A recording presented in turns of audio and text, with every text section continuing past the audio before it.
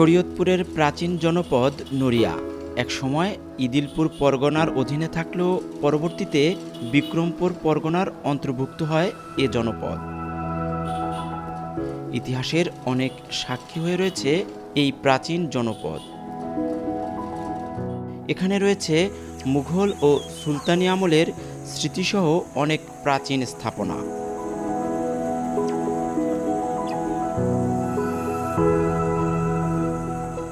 ইতিহাস ঐতিহ্যে ভরা পদ্মা কীর্তিনাশা নদী বিধৌত নড়িয়া মৎস্য, কৃষি আর প্রবাসী আয় স্থান করে নিয়েছে দেশের অন্যতম অবস্থান। নড়িয়ার বুক চিরে বয়ে যাওয়া এই পদ্মা নদী এই জনপদের ইতিহাসের সাক্ষী। ভাঙাগড়ায় মেতে থাকলেও পদ্মা এখানকার মানুষের জীবন জীবিকার সাথে মিশে আছে নিবিড়ভাবে। এই নদীপথেই এসেছেন মুঘল, সুলতানি ও ইংরেজ আমলের অনেক শাসক। ধর্মপ্রচারের কাজেও এসেছেন অনেক সুফি ও সন্ন্যাসীরা। তবে এখানকার মানুষ এখনও পিছিয়ে রয়েছেন অনেকটাই। নড়িয়ার মানুষের গল্প, সমস্যা ও সম্ভাবনার কথাই বলছি এখন।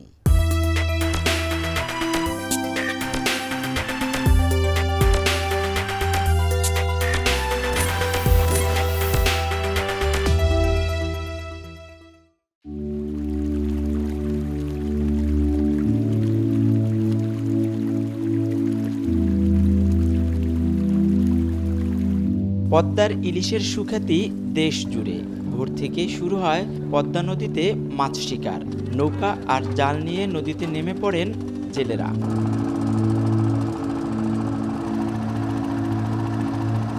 প্রতিটি নৌকায় ৮ থেকে ১০ জন জেলে নদীতে জাল ফেলে অপেক্ষায় থাকেন মাছের। এরপর জাল টেনে কাঙ্ক্ষিত মাছে হাসি ফুটে জেলে মুখে। এসব মাছ নিয়ে ভোর থেকেই নদী তীরের মাঝঘাটে ভিড়তে থাকে জেলে নৌকা। নৌকা থেকে মাছ তুলে দ্রুতই আড়তে ছুটছেন তারা। 1500, 1600, 1600। জেলে আর ব্যবসায়ীদের হাঁকডাকে জমে ওঠে ঘাটের আড়তগুলো। নদীর তরতাজা মাছ কিনতে ভোর থেকেই পদ্মা তীরের ঘাটগুলোতে ক্রেতাদের সমাগম। ছোট বড় নানা প্রজাতির নদীর মাছ। নিলামে দরদাম শেষে জেলেদের মাছ চলে যায় ক্রেতার হাতে। আড়ত থেকে আবারও জাল নৌকা নিয়ে মাছের সন্ধানে পদ্মায় নেমে পড়েন জেলেরা। এভাবে নড়িয়ার নদী তীরের মাঝঘাটে প্রতিদিন কেনাবেচা হয় কোটি টাকার মাছ।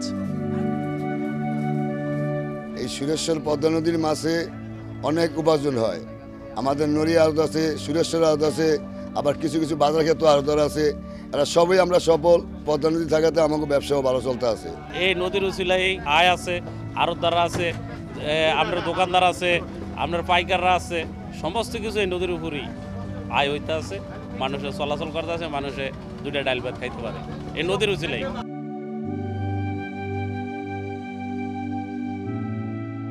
নদীকে কেন্দ্র করেই গড়ে উঠেছে সভ্যতা।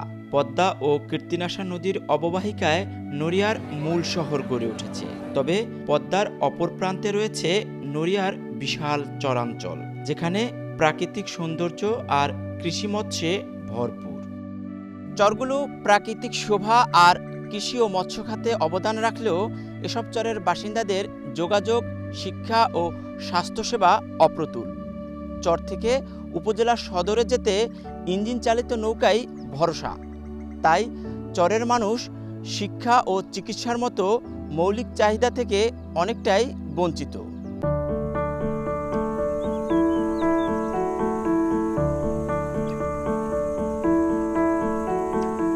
চারদিকে পদ্মা নদী ঘেরা মূল ভূখণ্ড থেকে বিচ্ছিন্ন প্রাকৃতিক অপরূপ সৌন্দর্যে ভরা বিশাল চর।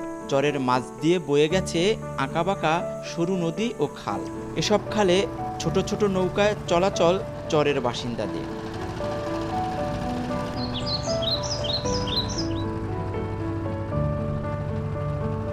মৎস্য শিকার আর কৃষিকাজেই এসব চরের মানুষের প্রধান পেশা।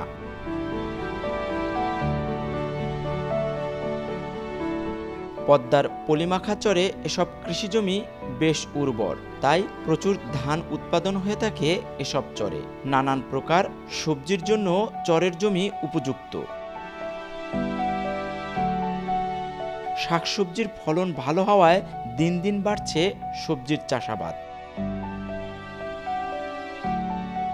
তবে নদীবেষ্টিত হওয়ায় যোগাযোগের মাধ্যম নৌপথই। ইঞ্জিন চালিত নৌকায় যাতায়াত চরের মানুষের। নেই উচ্চশিক্ষার ব্যবস্থা। প্রাথমিকের গণ্ডি পেরুলেই ছেলেরা নেমে পড়ে মাছ শিকার বা কৃষিকাজে, আর মেয়েদের কপালে জোটে বাল্যবিবাহ। অসুস্থ হলে চিকিৎসায় চরের মানুষের ভরসা স্থানীয় ফার্মেসির দোকান আর সেবা যাই হোক নামে থাকা সরকারি কমিউনিটি ক্লিনিক। কিন্তু গর্ভবতী বা মুমূর্ষু রোগীদের জন্য উপজেলা হাসপাতালেই একমাত্র ভরসা। কিন্তু প্রমত্তা পদ্মা নদী পাড়ি দিয়ে চিকিৎসা সেবা নিতে গিয়ে অনেক সময়ই নদীপথে ঘটে অকাল মৃত্যুর ঘটনাও। কালে ভদ্রেও মেলে না পরিবার পরিকল্পনা কর্মকর্তা কর্মচারীদের দেখা। কৃষিতে এত সফলতা থাকলেও কৃষি কর্মকর্তাদের দর্শন পায় না চরের কৃষক। সরকারি সব ধরনের সেবা থেকে বঞ্চিত থাকছে পদ্মা চরের মানুষ। আমাদের রাত হোক বা দিন হোক, ট্রলার ছাড়া কোনো ব্যবস্থা নেই। ট্রলারের কারণে বহুত সমস্যা হয়। এমনও রোগী আছে, দেখা গেছে আমি গাড়ি হইলে আধা ঘন্টা বা 40 মিনিটে নিয়ে হসপিটাল পৌঁছাইতে পারি। ওই রোগী ট্রলারের কারণে 1 ঘন্টা 2 ঘন্টা লেটের কারণে বড় ধরনের একটা ঝুঁকিপূর্ণ সমস্যা যায়, এমনকি মারও যায়। নদীর পাড়ে উগাইলাম মাটি আসলে আপনার ফসল করলে ওটা ফলন ভালো হয়। কাঁচা তরকারি যেটা কয়, এটা হচ্ছে কি আমরা শসা, করলা, শাকসবজি যা আছে অতিরিক্ত আমরা করি।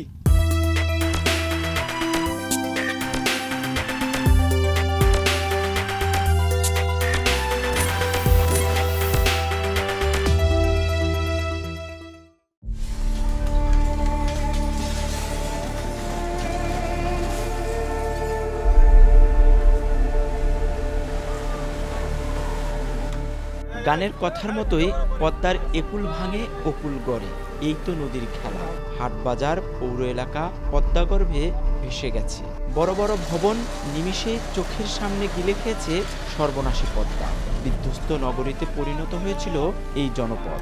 অসহায় হয়ে পড়েছিলেন হাজার হাজার পরিবার। পদ্মার আগ্রাসন ঠেকাতে নির্মাণ করা হয় শহর রক্ষা বাঁধ। থেমেছে ভাঙন, থেমেছে কান্না, স্বস্তি ফিরেছে পদ্মা পাড়ে। এই একটি বাঁধেই পাল্টে দিয়েছে এই অঞ্চলের চিত্র। 3 বছরে ভাঙ্গা মনে হয় 4 মাইল পর্যন্ত এমনি পাশে আইছে। মুরফতগঞ্জ, সবিকাজির মোড়, এইটার 4টা গ্রাম আছিল। গ্রামটি বিলীন হয়ে গেছে। বিল্ডিং, মাদ্রাসা, স্কুল, কলেজ সব শেষ হয়েছে।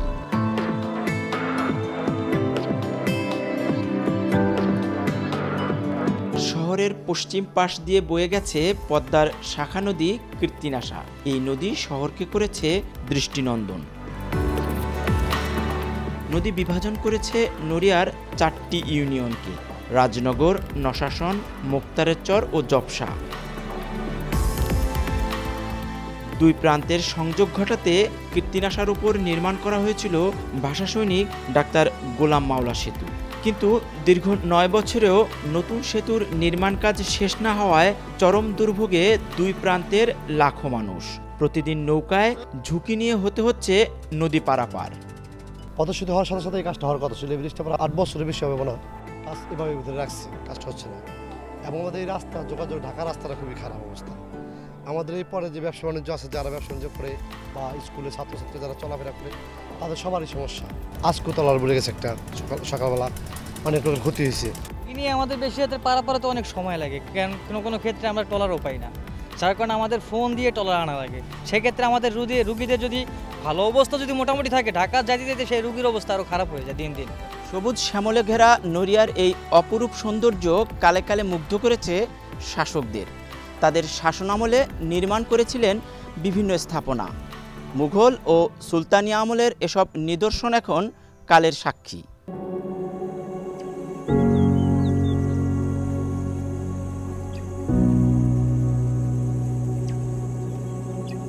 কার্তিকপুর জমিদার বাড়ি নড়িয়ার ঐতিহাসিক নিদর্শন। বাড়িটি চৌধুরী বাড়ি নামেও পরিচিত। বিক্রমপুর জমিদারির অংশ হিসেবে কমল শরণ ও শেখ কালু এই অঞ্চলের জমিদারির পত্তন ঘটান। এরপর থেকে এই বাড়িতেই বসবাস করে আসছিলেন তাদের বংশধররা। উপজেলার কার্তিকপুর গ্রামে অবস্থিত স্থাপত্যটি এখন অযত্নে অবহেলায় ধ্বংসের মুখে। দ্বিতল বিশিষ্ট বাড়িটি যুগ যুগ ধরে ইতিহাস বহন করলেও এটি রক্ষণাবেক্ষণে নেওয়া হয়নি কোনো পদক্ষেপ। কালের সাক্ষী ঐতিহাসিক এই স্থাপনাটি হারিয়ে যেতে বসেছে।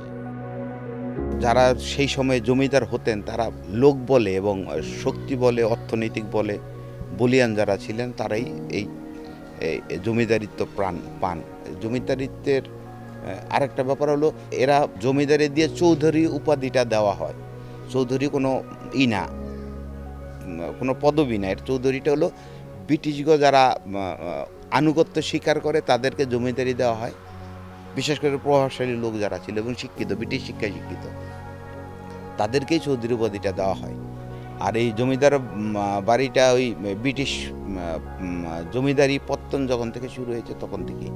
এখন আছে আপনার গিয়া জমিদাররা আছে, জমিদারের নাতিপতিরা, এরা গিয়েছিল চৌধুরী সাহেবের নাতিপতিরা আছে। ব্রিটিশ শাসন আমলে যে জমিদারি প্রথা চালু হয়, যে কটা মুসলিম পরিবার বাংলাদেশে জমিদারি করে গেছেন তাদের মধ্যে কার্তিকপুরের জমিদার সবচাইতে ঐতিহ্যের ধারক।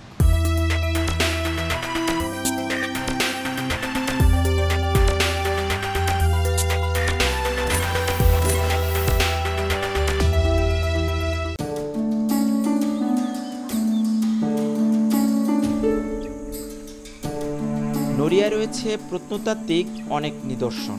ফতেজংপুর দুর্গ মুঘল আমলের একটি স্থাপত্য। ঐতিহাসিক এই দুর্গের ভগ্নাবশেষ ছাড়া কিছুই অবশিষ্ট নেই।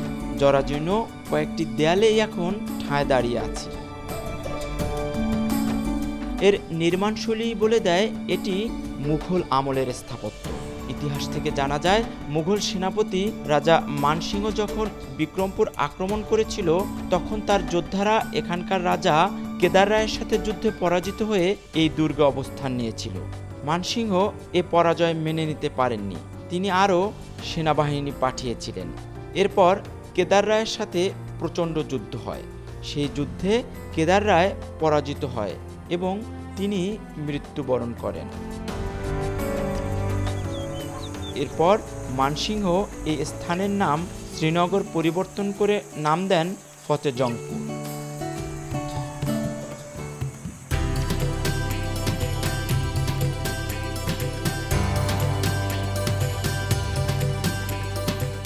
ভোজেশ্বরের শিবলিঙ্গ কথিত আছে উপমহাদেশের সর্ববৃহৎ কোষ্ঠী পাথরের শিবলিঙ্গ এটি।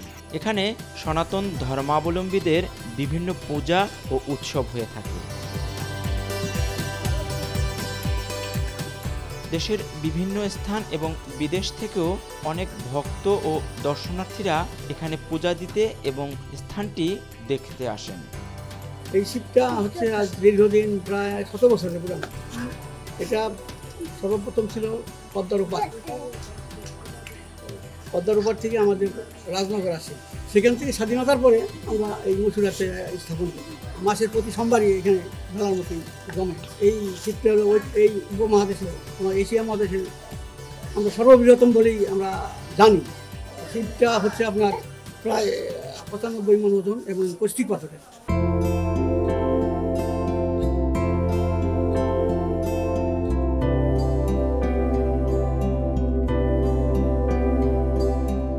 শরীয়তপুরের মৃৎশিল্পের সুখ্যাতি দীর্ঘদিনের। যুগ যুগ ধরে এ জেলার পাল বংশের মানুষ গৃহস্থালির বিভিন্ন ধরনের তৈজসপত্র তৈরি করে আসছেন। আদি এই পেশায় এসেছে আধুনিকতার ছোঁয়া। তৈরি হচ্ছে নতুন নতুন পণ্য, যা দেশের নামিদামি প্রতিষ্ঠানে বিক্রি হচ্ছে।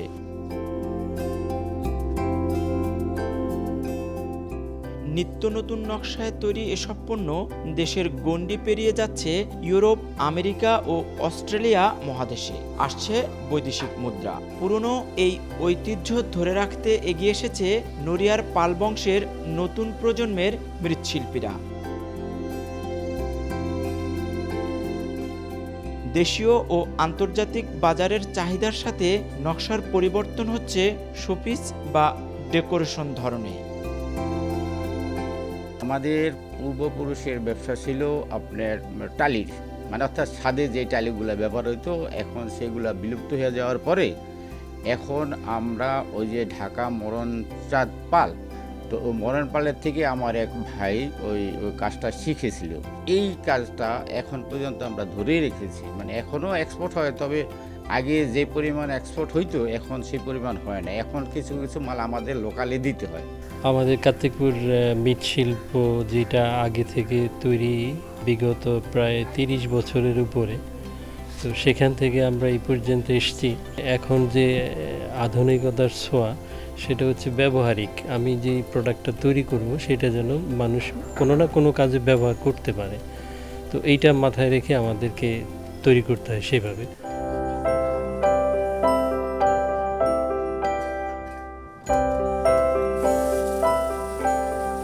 প্রবাসী অধ্যুষিত নড়িয়ার অর্থনীতির চাকা সচল রেখেছে প্রবাসীদের পাঠানো রেমিটেন্স।